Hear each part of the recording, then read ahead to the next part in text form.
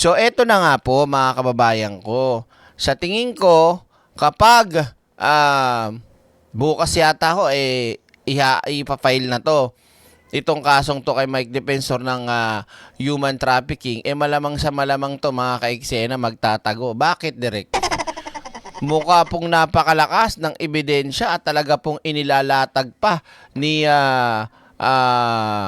NBI Director Matibag ang koneksyon, partisipasyon ni Mike Defensor sa nasabing human trafficking.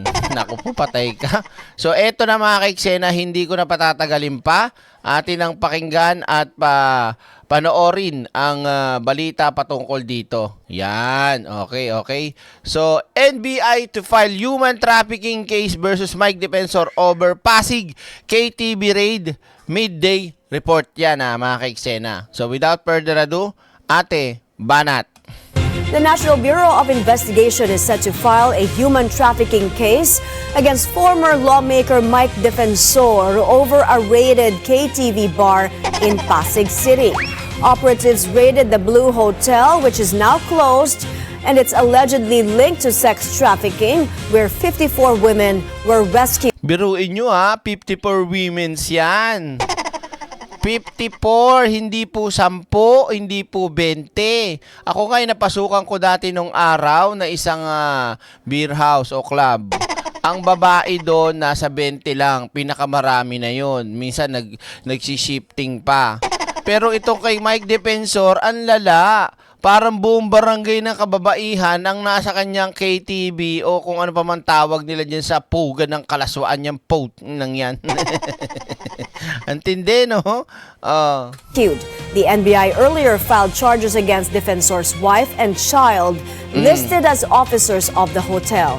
Ched Gatchalian is on the line for more details. Ched, what do you have for us?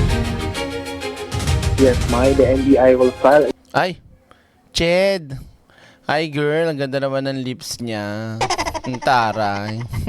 Human trafficking Naamoy kita, girl. case against former Congressman Mike Defensor in connection to the KTV bar that operatives raided last April. The Bureau showed the blueprint of the establishment that Defensor's camp allegedly altered. Nakaw, may blueprint pa, may Defensor, oh. Yung galawan talaga, yung sistematiko na tawag dito, trabaho o yung sistematikong operasyon ng kanilang KTV, lahat nandun di ba? May sex trafficking, kung ano ng kalaswaan, may mga pwede ka pang magdroga-droga, no? May nagdadamo nga dun di ba? Huling-huli.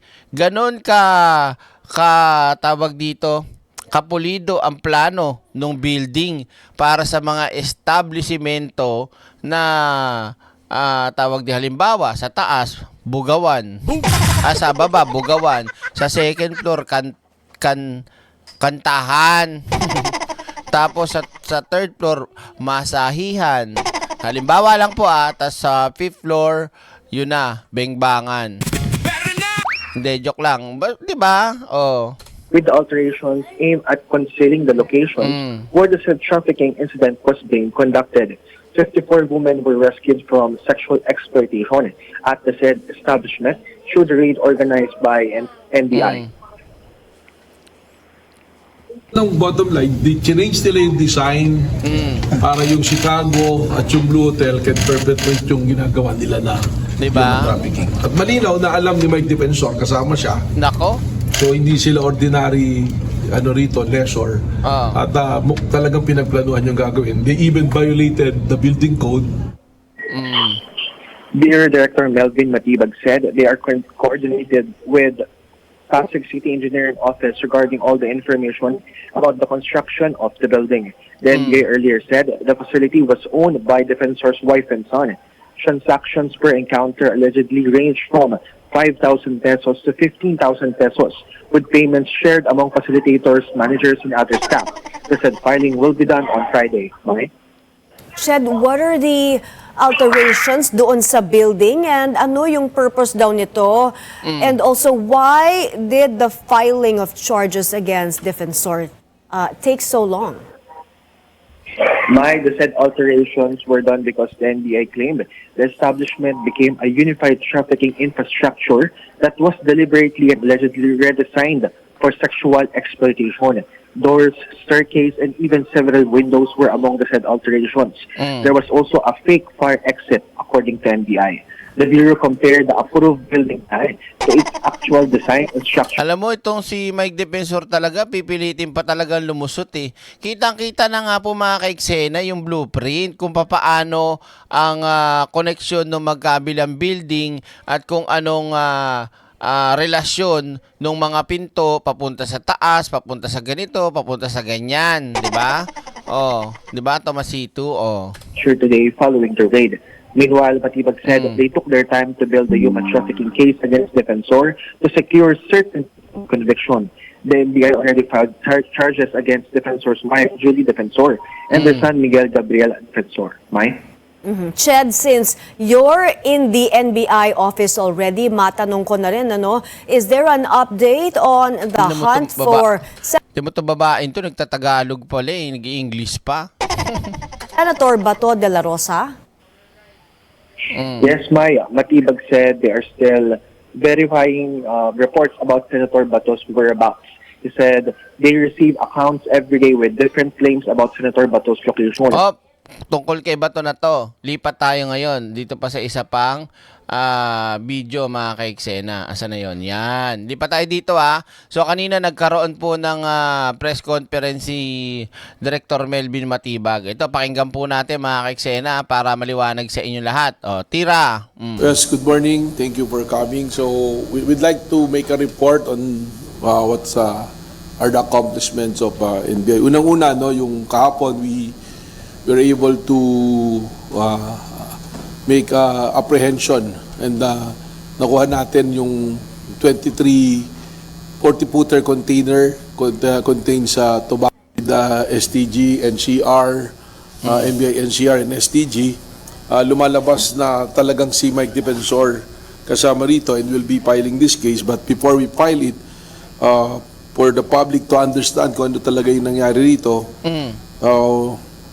kung ba't hindi kagad na file dahil inaral natin kung ano talaga yung naging participation, and upon studying the documents including the floor plans of the Clip Point Square which is owned by Clip Point Development Corporation, lumalabas talaga na Mike Defensor is part of the human trafficking na nangyayari dito sa Chicago, no? It was observed na yung design, original design itong compound na to ay binago to suit doon sa plano nila talaga ng human trafficking. Even the design ng Chicago at ang Blue Hotel is not in accordance to the plan that was submitted to the city engineer's office nung nag-submit, humingi sila ng plano. Marami silang pinalitan to accommodate yung Chicago KTV. Kita nyo, no? Di ba? Tapos sasabihin pa nila, matino daw sila. Eh may irregularidad ngang ginawa sa pinaka-building mismo para may sakatuparan nila ang paglipat-lipat o kung anumang pupuntahan ng mga parokyano nila. Di ba? Tarantado talaga ito si Defensor eh. Ngungo. Boom! The start pa lang. And later on, we will point to dito sa mga plan na nakuha natin. No? These are official documents coming from the city engineering's office ng Pasig City, ano. Kita nyo? So ano yung mga nakita nating Hindi, kaya nga po nila hindi agad-agad kinasuhan si Defensor ng human trafficking. Inaral nga po at talagang humanap at kumalap ng napakalulupit na ebidensya. Kagaya ho ng sinasabi ni Pangulong Bongbong Marcos, we take it seriously at syempre, we need to study it seriously para sa ngayon kung magkaso, hindi makakatakas o makakawala itong mga suspect at kailangang managot ang managot sa batas, hindi ba? Oh. yung pagkakaiba rito, no? Yung supposed to be na entrance talaga ng Chicago, dilipat nila at sinara nila yung ibang hallway at naglagay sila ng pole staircase from the KTV sa first floor leading to the Blue Hotel. Galing, so ito yung mga ebidensyang lalabas doon sa ipapile nating kaso, no? So pati yung entrance ng kotse, entrance ng tao, nirelocate nila. Tapos yung entrance ng sasakyan, kaya nilagay nila ron to make it easier. So that dun sa mga i-cater nilang mga customer dun sa Chicago at saka sa Blue Hotel, hindi sila naka-expose dun sa main entrance na nilalagay nila rito. So, lahat ng ginawa na Kumbaga parang style ng mga motel na may mga sasakyan pwede magparada sa baba, ganun. Hindi makikita ng mga asawa nila pag nagdala sila ng kabit. Yeah, baby! 'Di ba? Para pagka nakipagkita sa mga kabit-kabit nila diyan sa sa motel, hindi makikita yung yung sasakyan nila kung saan nakapark kasi may harang din yun eh. Di ba? Kung ganun gagawin nila defensor, nasa labas yung mga kotse ng parokyano nila, malalaman yun ng mga ng mga asa-asawa nila. Di ba? Mahuhuli silang gumagawa ng hindi maganda. Kaya alam mo at kitang-kita mo na kagad yung motibo ng establishmento ni Mike Defensor. Di ba? King ina mo. Lahat na lang ikaw na. Bingot. to, there are changes do sa plans na ginawa without the Hindi, bakit mo nga kasi 'di ba, original plan babaguhin mo. Naka-register sa city engineer o sa mismong Pasig City Municipal na ganito ang building na yan, tapos babaguhin mo. Paano kung magkaroon ng mga aberya, sunog kunyari, ganyan. Tapos may peki pa silang fire exit. Aba, inang galing Peking fire exit. Ang galing talaga ni Defensor. Galawan talagang mafia din no? Oh. proper amendments na dapat ipinasok nila dun sa City Engineering's office. Oo. So, dun pa lang may mga violation na. Kita Why nyo? we are saying this is because this is the justification kung bakit kasama si Mike Defensor. Dun makikita nyo sa plano, meron talaga dun mismo sa ground floor kung nasaan yung Chicago KTV na supposed to be nakalagay dun sa plano na dapat opisina yon ni Mike Defensor. Boy. Yun yung nandun sa likod ng entablado. Mamaya pakita namin sa inyo yung video so that you have better understanding at Yung opisina niya nasa likod ng entablado. Tibay, Mike baka nang boboso ka dyan. Habang may sumasayaw sa entablado. Diba? Mami, kung ginagawa mo dyan, nagdidilulo ka dyan. Hoy, mag-like kayo. Di pa kayo naglalike Grabe kayo. mamaya pwede nyo lapitan yung plano, ituturo namin sa inyo kung ano yung ginawa nila rito sa plano na to. Kung bakit talagang kasama sa human trafficking at alam ni Mike Defensor ang nangyayaring human trafficking doon sa Chicago. Naku, mag-aalahari Rocky na to si Bingot. Bigyan nyo na kaagad, pagka-file nyo, bigyan nyo na kaagad ng yan dapat. Hold departure order. Pero huwag kayo mag-alala dahil sa pagiging upgraded ng Bureau of Immigration. Yari ka, Defensor. O, di ba? Kais. KTV kasama yung Blue Hotel. Okay? So, Tabi, hindi ko makita. Hoy! Hoy, tabi. Hindi namin Psst, huy! Ano to, bastusan? Bastusan na to, bastusan? Ano to, kailangan mainstream media? Tabi ho! so ito Papakita yung floor plan naman ng Building B, Oo. di ba? Oh, sige, first floor, second floor. Oo, tinakpan na So, ako. ito po yung main entrance na inalis nila. Oo. Lipat nila dito. Ba't may SMNI dyan? Wow, SMNI! Tapos, ito yung pinaka hagdanan papuntang second floor. Kung mapupuntahan doon yung Ba Blue naman, Hotel. ipakita Yung first floor is Chicago KTV. Mm. Tapos, makikita natin dito na ito, indication na window 132, tapos window 137. Kita natin, ito yung cross-section through C. Ito yung building C, ito yung building B. Ito yung main entrance na tinakpan nila. Wow, Lipat nila rito. galing Wala sa plano. Ang galing. Tapos, Diba tayo? Lipat. ito yung second floor. Mm. Makikita natin na may mga partition, mga kwarto. Dalawa lang ilan lang yung pintuan, di ba? Ginawa na nilang hotel, iba-iba marami ng pintuan yan. Yan yung ginawa nilang Blue Hotel, tama? Opo, tama po. Tapos, Galing Talagang pinagplanuhan yung gagawin. They even violated the building code, pagpapalit ng design, na walang paalam. So I noticed, meron na silang sinagot doon, may binabanggit silang tao, na sinabi nila, yun yung pinagpasahan nila, but wala man lang statement naman yung tao. na sinasabi. So, Walang statement yung tingin ko tao. mahirap na sila ipaliwanag to, no? At we will be filing yung human trafficking. Naku. Mahirap na sabihin politika pa rin to dahil ito na yung mga dokumento na Naku, nagsasabi yari. na talagang si Mike Defensor knowingly and consciously pumasok siya sa negosyo ng human trafficking. Patay ka ngayon. kakasuhan o may babang bakas? May kasama pa yung iba mga official din ito na nandoon. Ano? We are looking at Friday to file it kasi nga naging mahirap yung pag-aaral namin. Kinuha pa namin yung mga official documents.